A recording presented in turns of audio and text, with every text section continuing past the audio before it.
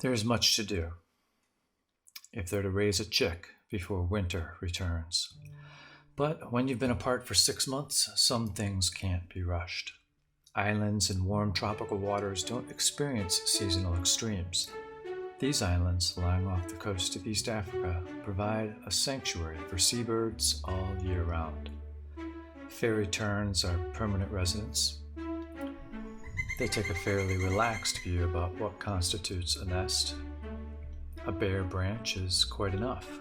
Climbing onto it to incubate has to be done with care.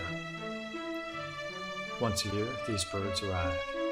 They do make nests, and trees provide their young with an easier start in life. Nesting on this island looks ideal, but behind the beauty, there's a sinister side. She knows something's not quite right, but her drive to incubate is strong.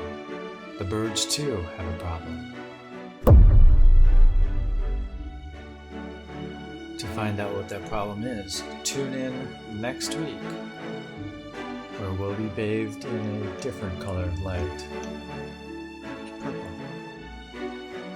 and checking out now.